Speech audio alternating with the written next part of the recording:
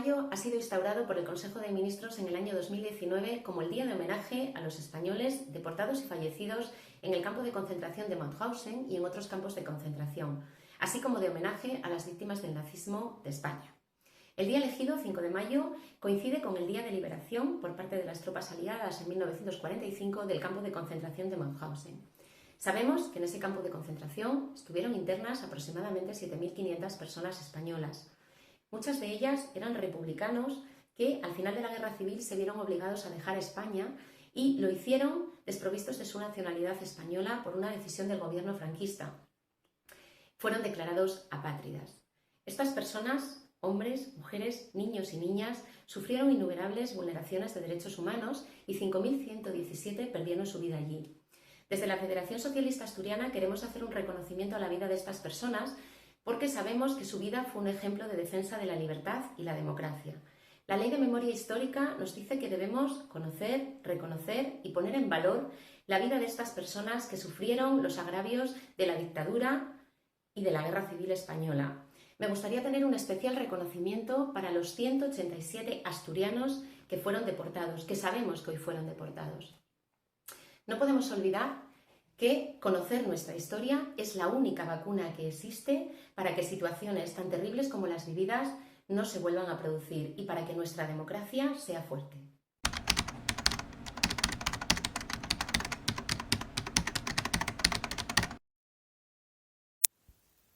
Buenos días, me llamo Isabel. Voy a recordar a mi tío José García Martínez. Fue el mayor de los hijos de mis abuelos José García Trabanco y Concepción Martínez Díaz.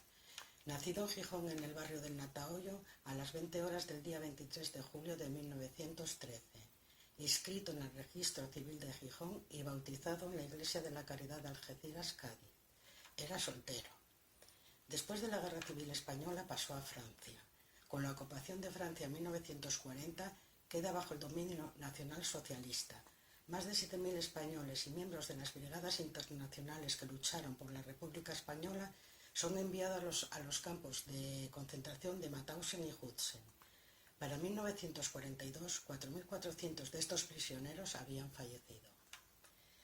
Mi tío primeramente es deportado a Fallingbostel, desde donde el 24 del 5 de 1941, con otros 34 prisioneros, llega al campo de concentración de Mauthausen, en Austria. Allí le fue asignado el número de prisionero 3.973 y fue categorizado como Rospanier, español perteneciente a las tropas republicanas. Posteriormente es trasladado al campo de concentración de Hausen, donde se le asigna el número de prisionero 14.723. Trabajó en las canteras y después pasó a la producción de armas. El día 26 del 12 de 1941, mi tío José García Martínez fallece en el campo de Hausen y, acorde a la documentación que está en nuestro poder, por un fallo general del cuerpo. La información que tenemos de mi tío nos dice que su nombre está incluido en la sala de nombres virtual Libro de Memoria para los Muertos del Campo de Concentración de Mauthausen y sus subcampos. El deseo de la familia es que no se olvide a estos héroes y que no vuelva a suceder hechos tan tristes. Muchas gracias.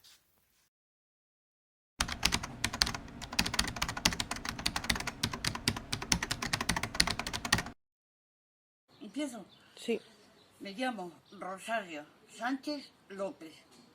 Soy hija de José Manuel Sánchez López. Asesinado en el campo de Hausen, dependiente del campo de concentración alemán de Mauthausen. Nací en un pueblo de Lérida, llamado Barlins. Cuando tenía 2 meses, me vieron mi padre por última vez, pues fue llevado al campo de concentración de Mauthausen. A los 5 meses me trajo mi madre a Grau. Me crié en Grau, en Vistalegre, de Castañedo, de donde era mi madre. Mi padre era del mismo pueblo, pero del barrio del Tarrero.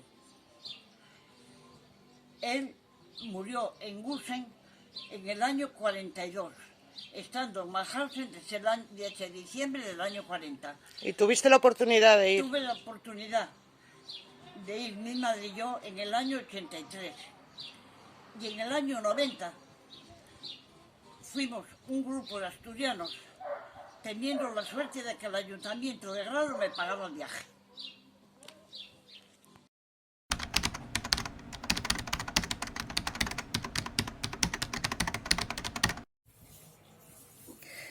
Me llamo Alicia Vázquez Fernández y aunque nací en Orán, una ciudad del norte de Argelia, mis padres eran asturianos. En este día del recuerdo y homenaje a los deportados, quiero, a través de la historia de mi padre, recordar una parte aún bastante desconocida de la historia de España, nuestro país. Y espero que con estas pinceladas avive la curiosidad de nuestros jóvenes para conocer más a fondo la juventud robada a sus abuelos y ya más bien bisabuelos. Aquellos jóvenes involucrados en la barbarie de las guerras, la de su propio país primero y a continuación la de la Segunda Guerra Mundial. Mi padre, Alfonso, nacido en Avilés en 1912, cuando estalló la guerra era un joven radiotelegrafista, un marino más de la Armada de la Segunda República Española. Un joven lleno de ilusiones, deportista y amante de la cultura que tanto fomentó la República. En marzo de 1939, una gran parte de la flota de la Armada, fiel al gobierno legal de la República, emprende su última travesía marina, que les llevaría hasta el puerto de Bizerta en Túnez.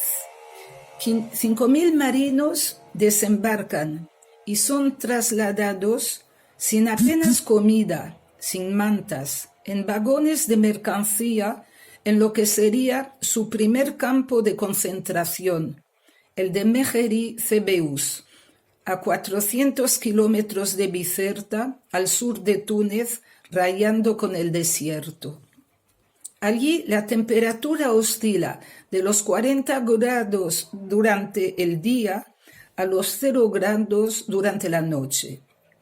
Un joven marinero de 19 años, Antonio Pons, escribe a su tío en Argentina: «Todo para mí se ha vuelto un mar de tormentos y agudos martirios.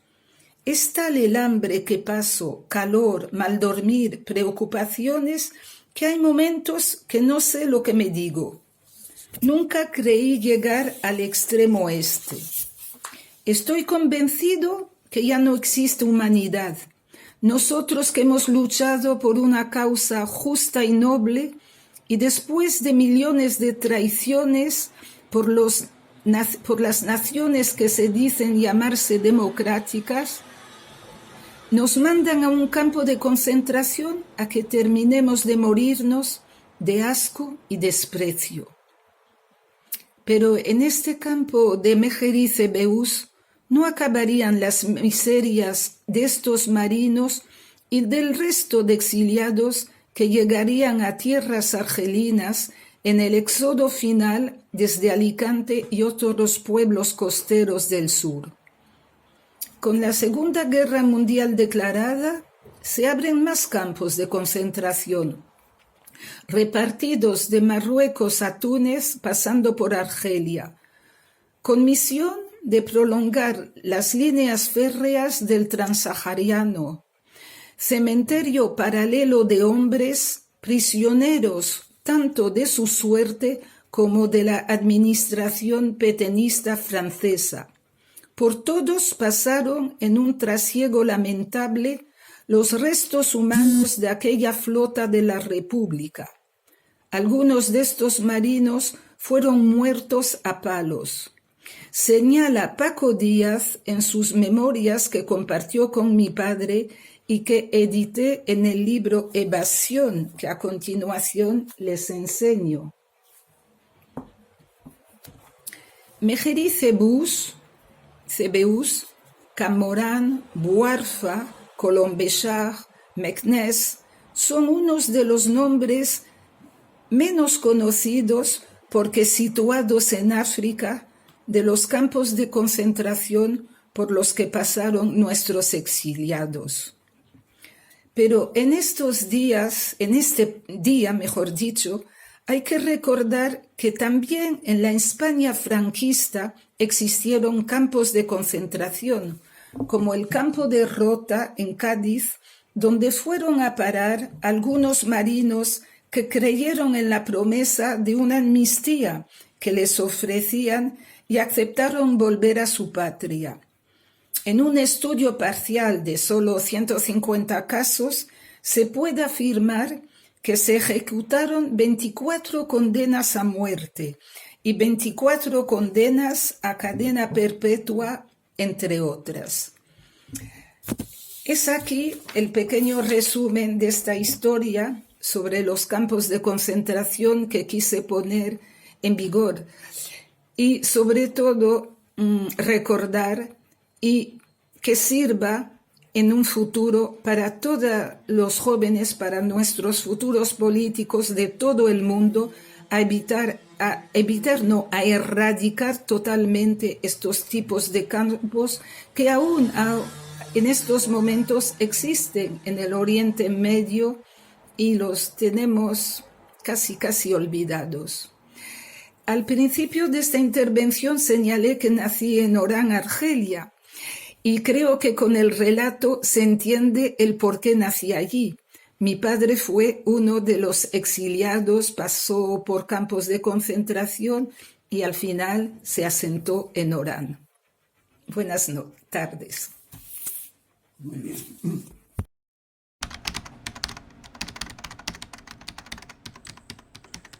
La conferencia de ahora se relata a la creación de bibliotecas de memoria. La literatura actual sobre memoria histórica, memoria democrática, es bastante amplia. La historia de la represión franquista se transmite a través de publicaciones de todo tipo. Tenemos publicaciones en las que se plasma un discurso histórico científico, pero también se transmite la historia de la represión a través de la novela, a través del ensayo, a través de la poesía o a través incluso del género del cómic, en el que hay grandes publicaciones, como por ejemplo Surcos del Azar de Paco Roca. Tenemos también Jamás tendré 20 años de Jaime Martín, tenemos también obras de Benito Bermejo, es decir, tenemos una amplia literatura.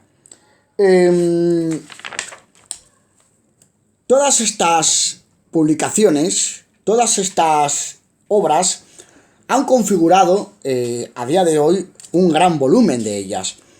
El registro ya es suficientemente amplio para que esta temática de la memoria histórica tenga ya su propia temática, sea una temática autónoma y por tanto pueda empezar a tener empezar a tener su lugar en las bibliotecas municipales de nuestro país.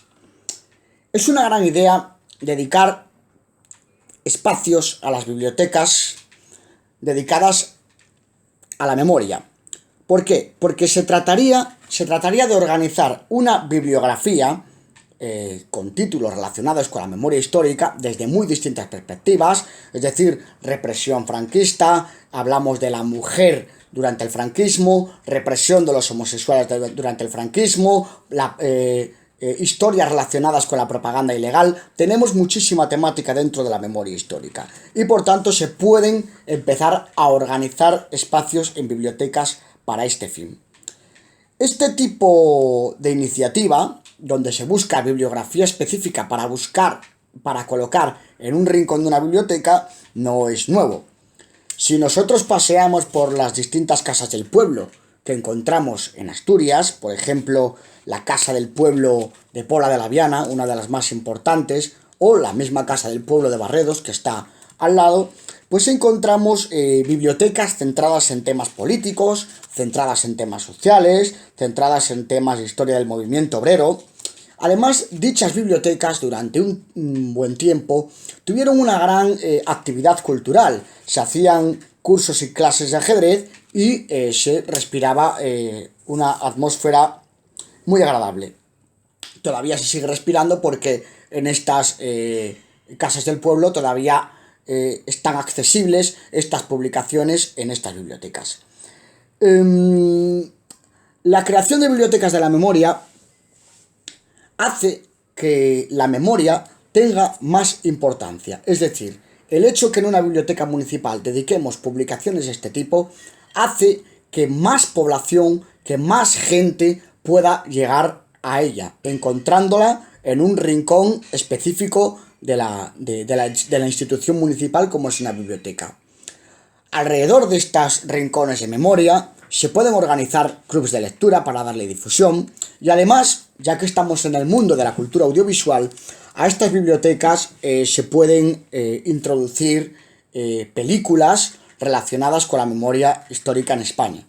Películas para el disfrute individual o también para el disfrute colectivo y poder realizar posteriormente cineforums.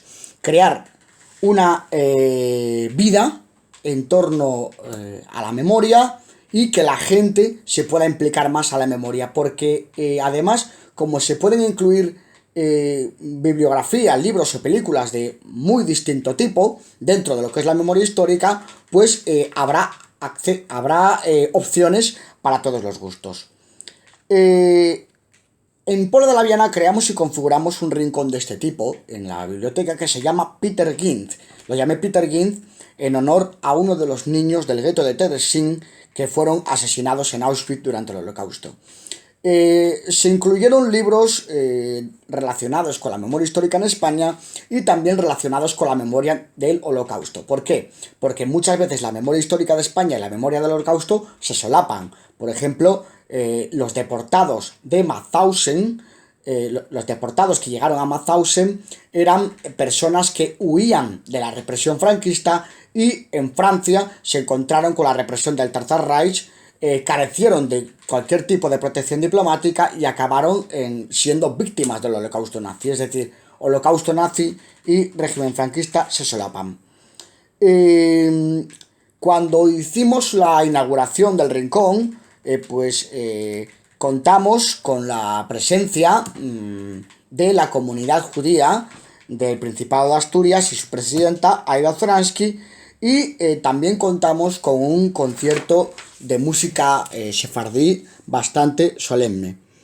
Se aportó una bibliografía bastante completa donde se han puesto títulos de todo tipo, títulos bibliográficos, ideas de libros que se pueden pedir para completar este tipo de rincón en las bibliotecas municipales.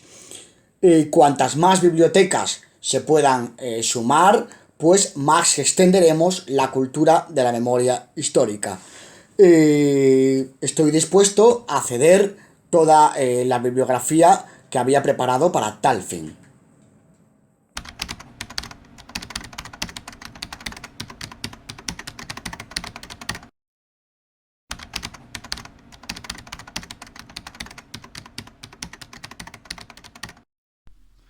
Hola, esto es un reto muy difícil porque resumir en 5 o 6 minutos esta historia es algo que vamos a intentarlo.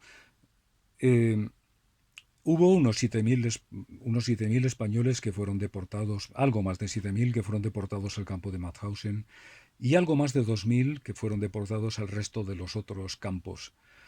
Los primeros fueron sobre todo en el periodo 40-42 y fueron primeramente prisioneros de guerra. Eran personas que habían llegado como exiliados después del final de la Guerra de España, al final de la Guerra de España a Francia, y si no querían volver a la España de Franco, se vieron obligados a prestar servicio a Francia en el ejército francés. Después de un breve periodo como prisioneros de guerra, terminaron en el campo de Mauthausen, y allí 2/3 partes murieron como resultado de lo que allí lo llamaban así en sus propios papeles, exterminio por el trabajo. Es decir, que como consecuencia de no comer, de los trabajos forzados y de no tener asistencia sanitaria, normalmente al cabo de unos meses morían sin que nadie se tuviera que molestar en asesinarlos. Sí que hay una excepción, y es que hay unos 450 presos españoles y también un número parecido de otras nacionalidades que desde Mauthausen fueron conducidos al campo, a unas instalaciones a unos 40 kilómetros de allí, para ser asesinados mediante un procedimiento, la cámara de gas, que unos meses más tarde iban a ser utilizados ya no por miles, sino por millones para otro colectivo, para los judíos del centro, los judíos de Europa, en lo que llamaron también los nazis como la solución final del problema judío. Es decir, que estos, en este periodo 40-42, 40 y primera mitad del 42, sirvieron estas personas como material de experimentación para perfeccionar los sistemas de asesinato que después fueron utilizados a mayor escala. Bien, he dicho que hay otro momento, hasta a partir de la segunda mitad del 42, hay españoles deportados, y ya no solo a Mauthausen, sino a otros campos, pero el origen es un poco distinto. Ya no son prisioneros de guerra, sino que normalmente han sido detenidos en territorio francés como resultado de actividades en contra del ocupante francés. Digamos, lo que hemos llamado la resistencia o actividades clandestinas de cualquier tipo. Y aquí, en este colectivo, que son que acaban en campos como no solo Mauthausen, sino Buchenwald, Dachau, Ravensbrück, es importante decir que hay también un número significativo de mujeres que habían sido detenidas en Francia, también, ya digo, por relación a algún tipo de actividad de resistencia. Por supuesto, conocieron unas circunstancias también tremendas, pero el porcentaje de muertos es bastante más bajo que el de Mauthausen. Y hay una diferencia también, y es que para este colectivo nos ha sido mucho más difícil, en años recientes, mucho más difícil reconstruir su historia.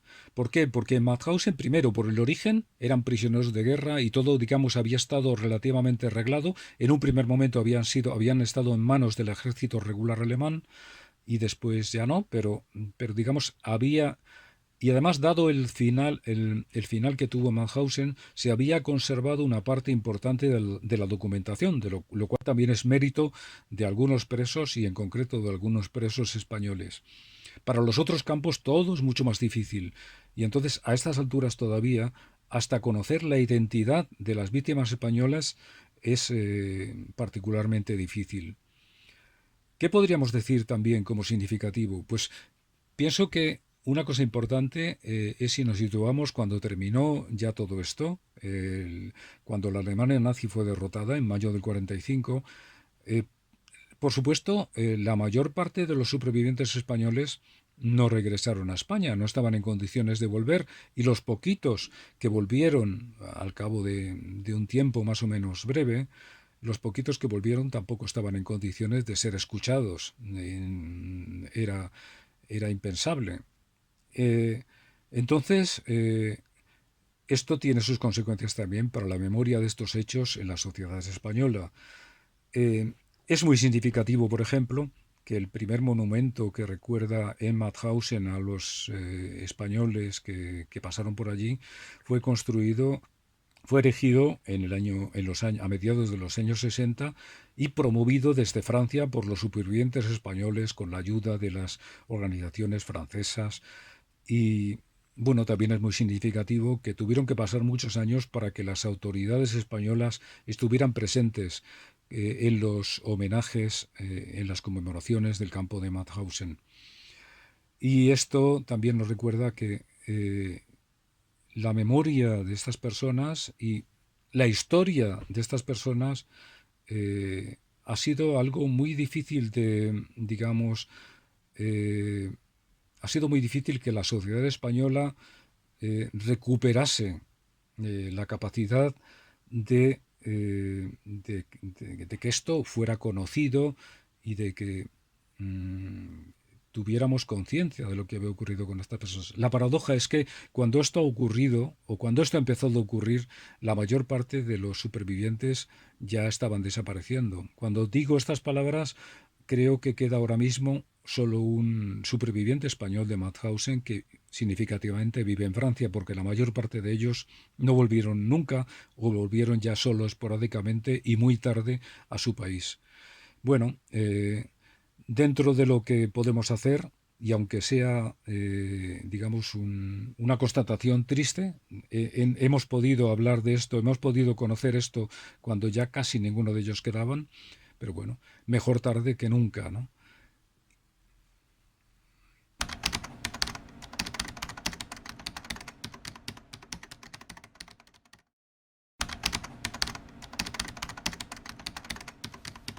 En el trabajo que había iniciado en 1997, investigando el periodo republicano en Llanes, empecé a reunir algunos datos de los llaniscos que habían tenido que exiliarse en 1939, algunos de los cuales acabarían en los campos de concentración nazis. El primer dato que recuerdo fue una narración de Celso Amieva en 1975 sobre Pepe Llera Suero. Tiempo después obtendría más datos de otros 3 deportados más.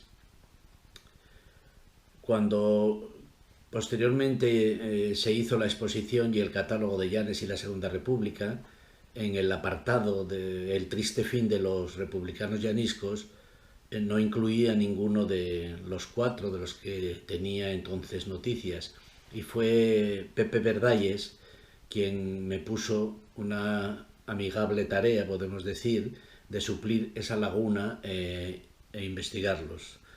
A estos 4 había que añadir un primo de su madre, que curiosamente fue deportado, pero que no llegó al campo de concentración de Dachau por escaparse.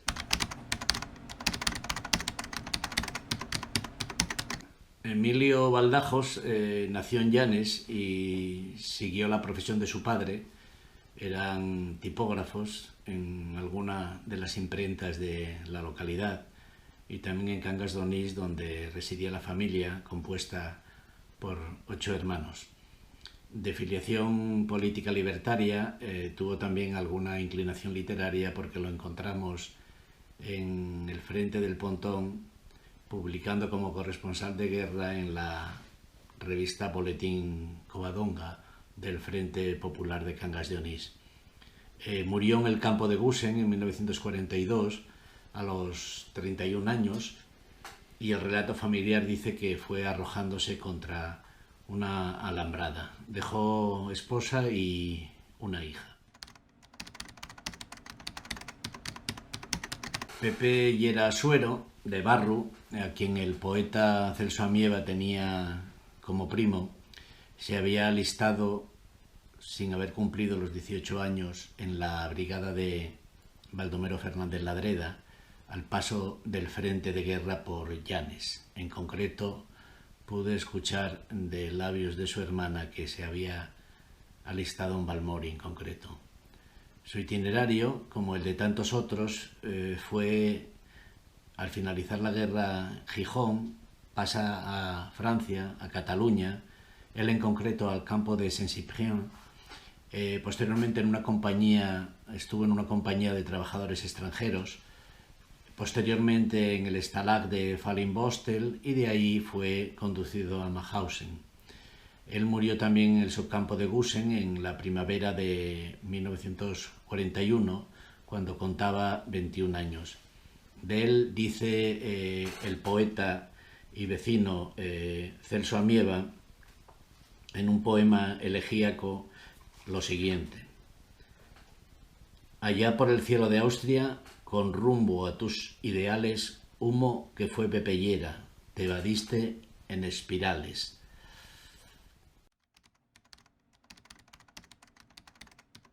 Luis Ardine Sabin fue un destacado militante socialista de la Agrupación Socialista de Nueva, de la que llegó a ser secretario general.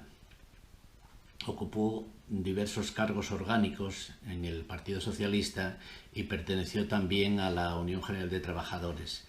De familia de agricultores y ganaderos, él trabajó bastante tiempo como jornalero. En algún momento de la guerra se alistó en el ejército y en tal condición, al caer el Frente de Asturias, pasó a Cataluña y al final de la guerra pasó, como todos, a Francia, donde fue detenido, y en 1941, tras pasar por varios stalags, desde uno próximo a Magdeburgo, fue conducido a Mauthausen, en cuyo campo principal, en el Materlager de Mauthausen, muere a los 36 años, en 1942.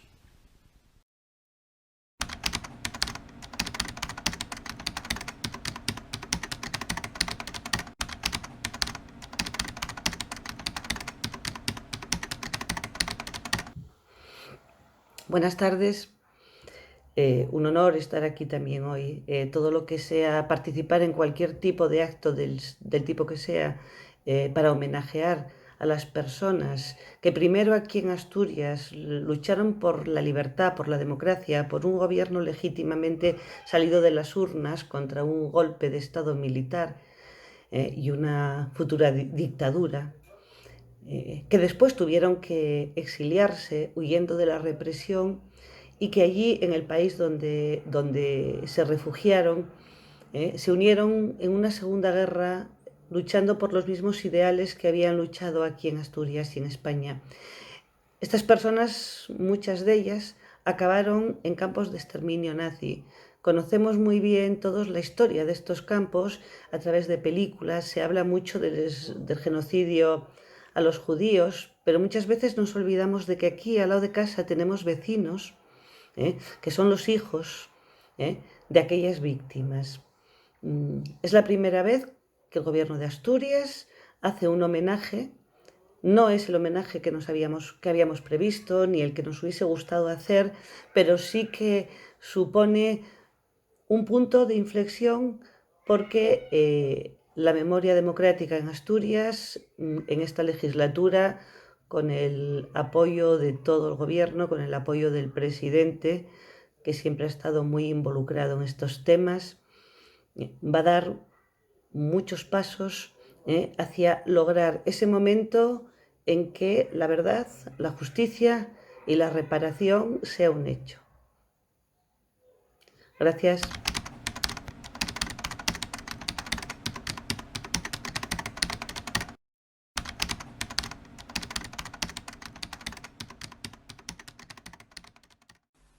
Desde la Secretaría de la Memoria Histórica de la Federación Socialista Asturiana queremos agradecer a los ponentes el esfuerzo que han realizado para poder llegar a cabo este encuentro virtual en conmemoración y en homenaje a los deportados y a las deportadas en campos de concentración nazi.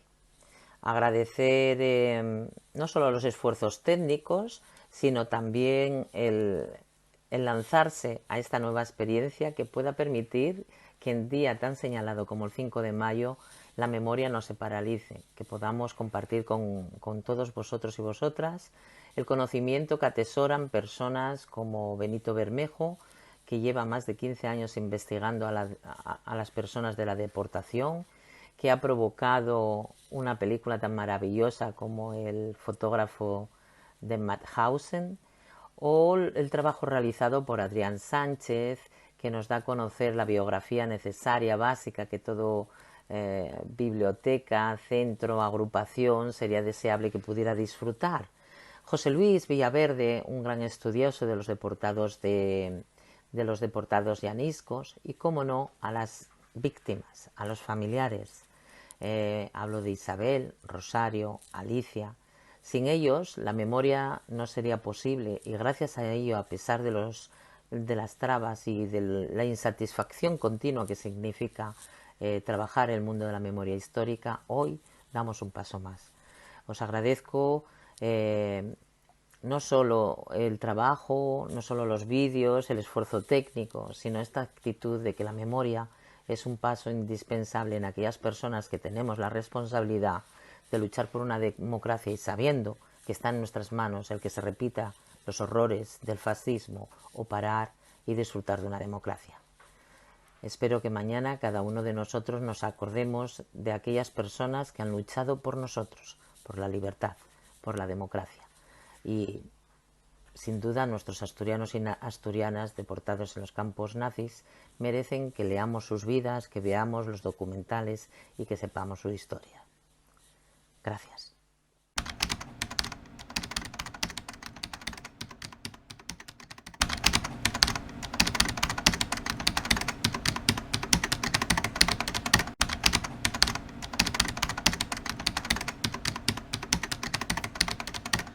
Hola a todos, lo primero que quiero agradecer es esta invitación que me hacéis a participar de esta manera en las condiciones de aislamiento que estamos soportando todos en España, pero me parece una buena actividad porque el confinamiento no es ningún justificante para que al menos en la memoria no tengamos a aquellas personas que sufrieron por defender las libertades y que ganaron la guerra. Digo ganaron la guerra porque todavía en España está por responder con quién está la nación en concreto, si con aquellos que ganaron la guerra mundial, si con aquellos que se aliaron con los que defendían la libertad, la democracia en toda Europa y que por fortuna para ellos la ganaron en toda Europa y que por desgracia para nosotros aquí la ganaron los que en Europa la perdieron. Por tanto, la gente que está en nuestras cunetas, la gente que estuvo en los campos de concentración, la gente que ayudó a liberar París, toda esa gente que luchó convencida por la recuperación de las libertades en toda Europa es la que tenía razón. No lo digo yo, lo dice la historia, aunque en España todavía no se haya acabado de entender. A esa gente, tanto a la gente que en España está en las cunetas, como a la gente que estuvo en los campos de concentración y que a veces parece que haya sido olvidada, pero no es así, a la que demos memoria y respeto, se diga lo que se diga. Y yo quiero, de alguna manera, deslizar aquí que la nueva ley de memoria democrática que se ultima, sabéis que presentamos una que primero estuvo bloqueada por las derechas en la mesa del Parlamento durante 14 meses, que después vino elecciones, que después entramos en un periodo que no se pudo tramitar y que ahora tenemos esta situación que nos hace prácticamente hablar de una sola cosa, pero quizá como todo lo malo tiene una vis positiva si la buscas por algún sitio, eso ha permitido rescatar esa proposición de ley, convertirla en proyecto de ley prácticamente y que tenga aspectos que la otra pues a lo mejor tenía enunciados pero no concretos. Y en este concreto, en la ley que se presentará, en el proyecto de ley que se presentará, se recoge que los exiliados que perdieron la nacionalidad o los nacidos en el extranjero como consecuencia de los exilios que sean nietos de abuela o de abuelo español recuperen la nacionalidad. Por tanto, hay muchas más cosas. Hemos pensado en eso porque nos parece que es de absoluta justicia.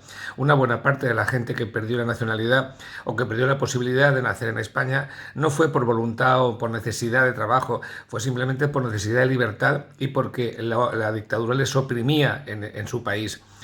Parece que es una cosa sencilla, parece que hay mucha gente que eso no lo tiene muy en cuenta, pero es así. Y por tanto es justo que el Estado adquiera el compromiso con esas personas, siquiera sea a nietos, porque ya sea tarde, porque sus ancestros ya han desaparecido, pero que se recupere la memoria de ellos en los que ahora sobrevivan y se les reconozca que son españoles absolutamente igual que el resto de españoles.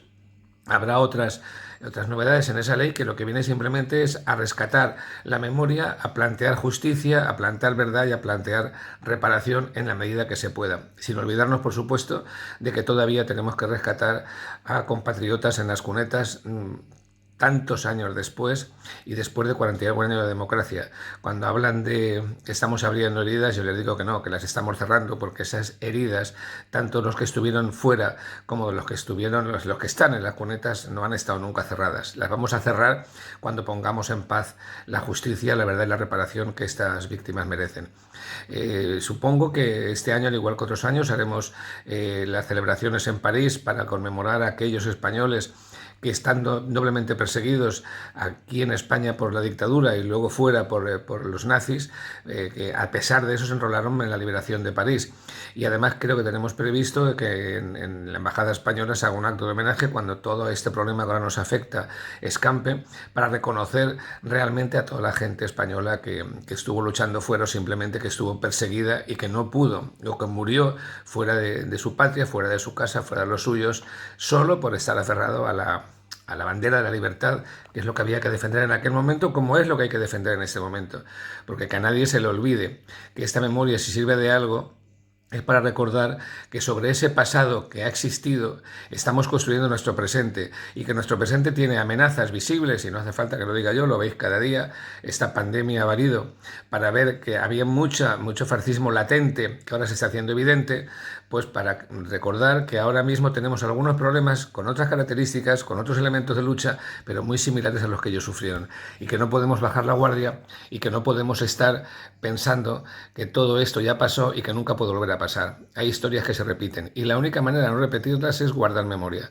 Una nación no puede vivir sin memoria, porque sin memoria el presente se difumina y el futuro puede perturbarse perfectamente. Así es que os felicito por esta actividad que estáis haciendo. Ayudemos entre todos a recuperar la memoria, porque de esa manera no solamente hacemos justicia, sino que construimos un futuro mejor. Que tengáis mucho éxito.